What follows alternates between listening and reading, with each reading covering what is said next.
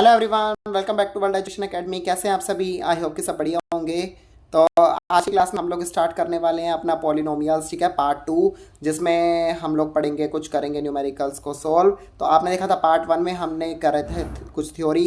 तो इस पार्ट में हम लोग देखने वाले हैं कुछ न्यूमेरिकल्स एंड कुछ थ्योरी। ओके, तो चलिए आगे बढ़ते हैं, देखते हैं कि आगे क्या करना है अब हमको।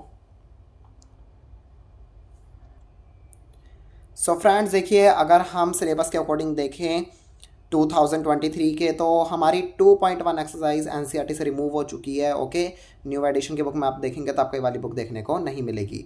तो हमें ये वाली एक्सरसाइज नहीं करनी है। ओके, तो इसके बाद वाली एक्सरसाइज पे हम लोग चलते हैं डायरेक्ट।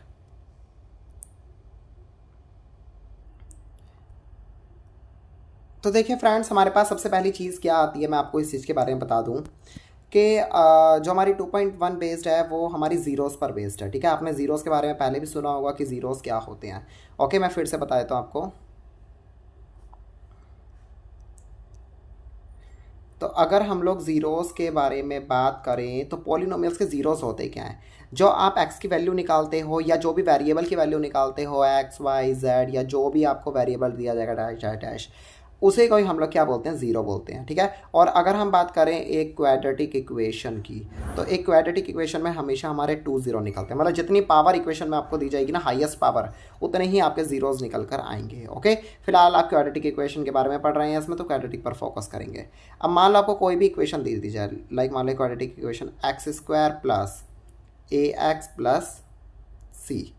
ठीक है, a x square plus b x plus c. तो आप यहाँ पर क्या देखेंगे कि आपकी हाईएस्ट पावर कितनी है? 2। तो मतलब आपके जीरोस कितने निकलेंगे? आपके जीरोस भी यहाँ पर, ठीक है, जेड से डिनोट करो मैं जीरोस को, तो आपके जीरोस भी 2 ही निकल कर आएंगे। अब देखो यहाँ पर ए बी सी क्या है? ए बी सी ये सब आपके क्या है? रियल नंबर्स हैं। ओके, ये बात ध्यान रहे, ए बी सी सब आपके इंटीजर्स एंड रियल नंबर्स हैं। और जीरोस आपके यहाँ कितने निकल कर आएंगे? आपके जीरोस आपके निकल कर आएंगे यहाँ पर 2। ओके, जीरोस भी आपके यहाँ पर 2 निकल कर आएंगे। तो चलिए आगे अब देखते हैं कि ज़ीरोज़ में हम लोगों को क्या निकालना होता है? एक रिलेशन निकालना होता है। तो ज़ीरोज़ में हम लोग रिलेशन कैसे निकालते हैं? आपको निकालना है रिलेशन। तो ज़ीरोज़ में रिलेशन निकाला कैसे जाता है वो देखिए। हमें मान लो हमारे पास एक्स की 2 वैल्यूज़ निकल कर आई। मान लीजिए एक वैल्यू हमारे पास निकल के आई है ए, और एक्स की वैल्यू एक निकल कर आई है हमारे पास बी। ये हम 2 वैल्यूज़ मान लेते हैं। ओके, एक वैल्यू मुझे गिवन है और एक वैल्यू मुझे ये गिवन है। अब मुझे अगर ना इनके बीच में रिलेशन निकालना, तो रिलेशन की 2 कंडीशंस होती हैं। कितनी कंडीशंस? 2 कंडीशन होती है।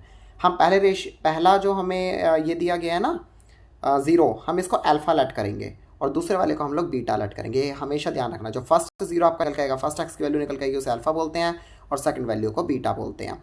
क्वेश्चन करेंगे तो जल्दी क्लियर होगा। तो हम सबसे पहले अगर हमें रिलेशन निकालना है, सबसे पहले हम क्या करेंगे? अल्फ़ा प्लस बीटा करेंगे। मतलब अल्फ़ा यानी इस वाली वैल्यू को प्लस करेंगे और इस वाली वैल्यू को प्लस करेंगे, तो किसके इक्वल आएगा? ये आपका आएगा माइनस बी अपॉन ए के। किसके इक्वल आएगा? माइनस बी अपॉन ए के। पता है बी और ए मैंने आपको बताया था क्या होते हैं। ये जब हमने इक्वेशन बनाई थी ना, a x square plus b x plus c, ठीक है, तो आपकी जो भी एक्स की वैल्यूज़ निकल कर आएगी, उनका जब आप सम करेंगे दोनों का, तो आपका आंसर आएगा बी और ए को जब आप डिवाइड करोगे और उनको नेगेटिव कर दोगे तो ये निकल कर आएगा।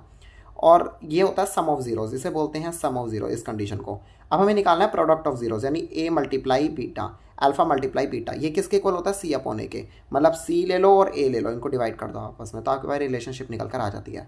ठीक है, इससे आपको पता लगेगा कि अगर आपकी L H S equal to R H S जा रहे हो, अगर आप L H S equal to R H S जा रहे हो, तो मतलब आपके जीरोज बिल्कुल ठीक निकल कर आए हैं। चलिए फटाफट से इसको एक क्वेश्चन से लेते हैं, तो आपको जल्दी क्लियर होगा कॉन्सेप्ट करना कैसे है। ओके ओके फ्रेंड्स, तो ये देखिए आपके सामने एक क्वेश्चन मैंने लिखा है। आपको पहले इस इक्वेशन के जीरोस को फाइंड आउट करना है। जीरोस को फाइंड आउट करने के बाद उनके बीच में रिलेशन भी निकालना है। तो पहले हम जीरोस फटाफट से इस इक्वेशन के निकाल लेते हैं। ओके, बहुत इजी कॉन्सेप्ट है जीरोस निकालने का। इसमें आप अप्लाई करेंगे मिडल टर्म स्प्लिटिंग मेथड। कुछ बच्चों को मिडल टर्म स्प्लिटिंग मेथड नहीं आता, तो आज की वीडियो में वो भी सीख लेते हैं। तो मिडल टर्म स्प्लिटिंग मेथड से देखिए हम लोग फैक्टर कैसे करेंगे इस इक्वेशन के।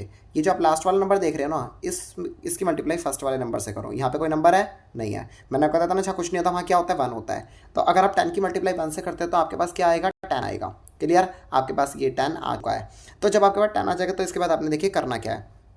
10 आने के बाद आपको ये देखना है 10 किस किस के टेबल में आता है। तो देखा जाता है 2 से स्टार्ट करते हैं। 2 5 ज़ा 10 होता है। और किस में आता है? 3 के टेबल में नहीं आता, 4 में नहीं आता। ओके, तो देखा जाए तो ओनली 5 2 जा एंड 2 5 जा, बस यही 2 टेबल्स हैं, या फिर 10 1 जा 10 होता है। इसके टेबल्स में 10 आता है। ओके, तो हम लोग क्या करेंगे, आपको ना आपके सामने अब 3 पेयर्स बने, एक ये वाला पेयर, एक ये वाला पेयर और एक ये वाला पेयर। आपको करना क्या फ्रेंड्स कि आपको ना इनमें से एक पेयर लेना है।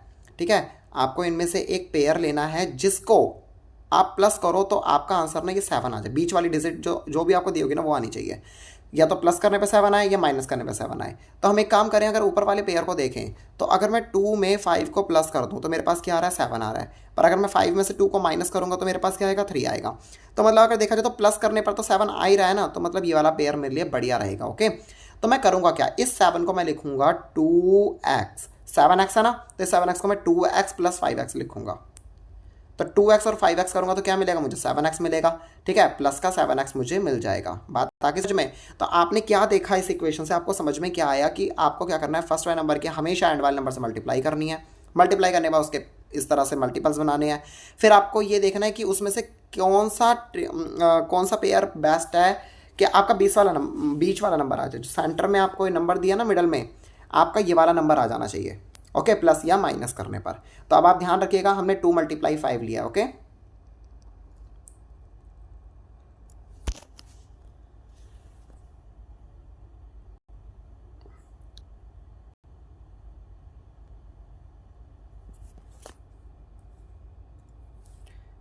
तो क्वेश्चन था हमारा x² plus 7x and plus 10।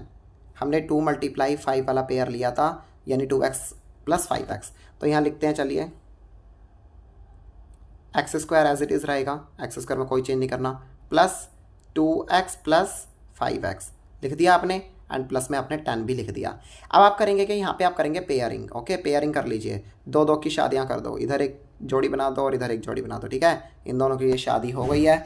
अब आप क्या देखेंगे कि आपने करना क्या है, आप लोग का बड़ा इजी कॉन्सेप्ट है। आपको ना इसमें से कुछ कॉमन लेना है। क्या कॉमन दिखाई दे रहा है, अगर देखा जाए तो x कॉमन आ रहा है ना, यहाँ पे क्या बचेगा, x बचेगा, प्लस यहाँ पे क्या बचेगा, 2 बचेगा। इसके बाद अगर इन दोनों में से कॉमन देखें तो क्या बच रहा है आपके पास, 5 कॉमन बच रहा है, अंदर क्या बचेगा, x प्लस 10। ओके, क्लियर हुआ। अब आप देखेंगे, सॉरी एक सेकेंड,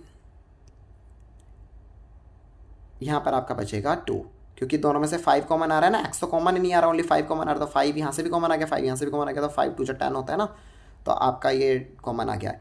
अब आप क्या देखेंगे कि अगर आपका ये वाला ब्रैकेट और ये वाला ब्रैकेट अगर सेम आ रहा है तो समझ लेना आपका क्वेश्चन बिल्कुल ठीक है। ये और ये ब्रैकेट सेम है, इसको लिख लो यहाँ पर x प्लस 2। ठीक है, और ये जो बाहर आप देख रहे हैं ना एलिमेंट्स दे रखे हैं, इनको भी आप x प्लस 5 कुछ इस तरह से लिख लो। क्लियर। अब आप करेंगे कि इनके बीच में एक लाइन डाल दीजिए कुछ इस तरह से, और यहाँ से x की वैल्यू फाइंड आउट कर लो। अगर आप इस इक्वेशन को 0 के इक्वल रखते हो, x प्लस 2 इक्वल टू 0, तो आपकी x की वैल्यू क्या आ जाएगी, -2। ठीक है, 2 उठ के उधर चला जाएगा, और यहाँ पर x plus 5 equal to 0, x की वैल्यू कितनी आ जाएगी, -5। तो मैंने आपको बताया था ना क्वाड्रेटिक इक्वेशन में पावर, क्योंकि क्या होती है, पावर आपकी 2 होती है, तो आपके पास जीरोस भी कितने निकल गए, 2। तो आपके पास 2 जीरोस निकल कर आए हैं, एक निकल के आया आपके पास 2 -2 और एक निकल के आया -5। तो फर्स्ट वाले को मैंने बताया था आप लेट करेंगे अल्फा, और सेकंड वाले को लेट करेंगे बीटा। ओके, तो ध्यान रखिएगा आपके पास -2 और -5 आया है। जिन बच्चों को स्क्रीनशॉट लेना चाहते हैं वो बच्चे स्क्रीनशॉट ले लीजिए फटाफट से, या नोट करना चाहते हैं तो फटाफट से नोट कर लीजिए। स्क्रीनशॉट वैसे ले लीजिए, बाद में आप आराम से नोट कर पाएंगे। तो आपके पास अल्फा और बीटा, आपके पास ये 2 चीज़ें मिल गई हैं। ठीक है, आपने इनको लेट कर लिया है अल्फा एंड बीटा। तो आपके पास -2 एंड -5 ये 2 वैल्यूज़ निकल कर आई हैं, -2 एंड -5। ओके, अल्फा आपके पास ये रहा, बीटा आपके पास ये रहा, मैंने यहाँ लिख दिया है। ये आपके पास अल्फा है और ये आपके पास बीटा है। ठीक है, अल्फा और बीटा दोनों चीज़ें आपके पास निकल के आ गई। इक्वेशन हमारे पास थी x² प्लस 7x प्लस 10।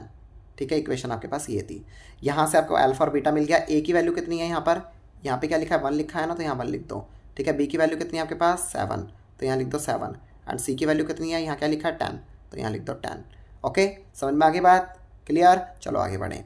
अब आपने करना क्या क्या कहते हैं, रिलेशनशिप निकालनी सिखाई थी मैंने। रिलेशनशिप में आप क्या करेंगे, पहले सम करेंगे जीरोस का। क्या करोगे, सम ऑफ जीरोस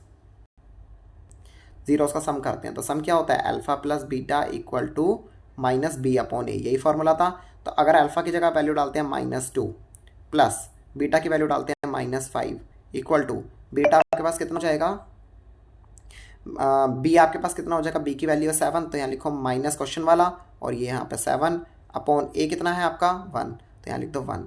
ओके, इसको सॉल्व करते हैं तो माइनस का 2 प्लस माइनस माइनस का 5 इक्वल टू, यहाँ पे आप देखेंगे तो -7 ही आएगा। माइनस माइनस प्लस 5 और 2 कितना होता है -7 और इक्वल टू में -7। तो अगर देखें तो यहाँ पे हमारा LHS इक्वल टू RHS यहाँ पे आ चुका है। ये कंडीशन मैंने बताई थी, तो आपके जीरोस क्या है, बिल्कुल ठीक है। ठीक है, ओके। पर अभी हमने सिर्फ सम निकाला, अब हमें प्रोडक्ट भी निकालना है जैसा कि मैंने बताया था। इसका फटाफट स्क्रीनशॉट लीजिए, आगे बढ़ते हैं।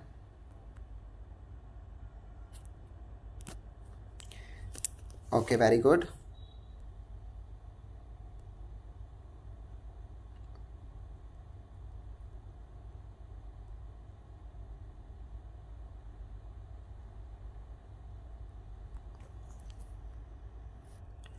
तो अब आप क्या करेंगे, अब आप निकालेंगे प्रोडक्ट ऑफ जीरोस।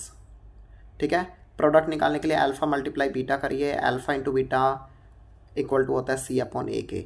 अल्फा की वैल्यू आपको -2 गिवन है, मल्टीप्लाई में -5 इक्वल टू C आपको यहाँ से मिल जाएगा 10/A की वैल्यू है 1। ओके, तो 5 2 जा 10 माइनस माइनस प्लस, तो 10 इक्वल टू ये 10/1 10। तो यहाँ देखेंगे तो LHS इक्वल टू RHS हो चुका है। मतलब आपको यहाँ पर कुछ भी नहीं करना पड़ा, आपका LHS equal to RHS simply हो गया है। तो अगर हम देखें तो यहाँ पे आपके पास क्या देखने को मिला कि आपके अल्फा और बीटा मतलब ये जीरोस बिल्कुल परफेक्ट है, क्योंकि रिलेशनशिप भी मैच हो गई है, जीरोस भी निकल गए हैं, सब कुछ हो चुका है। ओके, तो फाइनली आपको इस तरह से हर एक क्वेश्चन सॉल्व करना था। अगर आपका किसी क्वेश्चन में डाउट रहता है तो आप मुझे कमेंट सेक्शन में बताइए, उस क्वेश्चन के लिए आपके लिए पर्टिकुलर एक वीडियो बनाएंगे। आज के लिए हमने सीखा मिड टर्म में स्प्लिट कर जीरोस में रिलेशनशिप कैसे फाइंड आउट करते हैं। ठीक है, तो कुछ NCERT के डाउट क्वेश्चन हम लोग उठाएंगे और नेक्स्ट वीडियो में उनको सॉल्व करेंगे। आज के लिए इतना ही। आई होप कि आपको ये चीज़ क्लियर हुई होगी, और अगर आपको ये चीज़ क्लियर हुई है सो प्लीज़ वीडियो को लाइक ज़रूर करना, ज़्यादा से ज़्यादा शेयर करना और हमारे चैनल को सब्सक्राइब करना। ठीक है, that's too important for me, क्योंकि इसी से ही मुझे मोटिवेशन मिलता है। ओके, ताकि मैं आपके लिए और इस तरह की न्यू वीडियोस बना सकूं।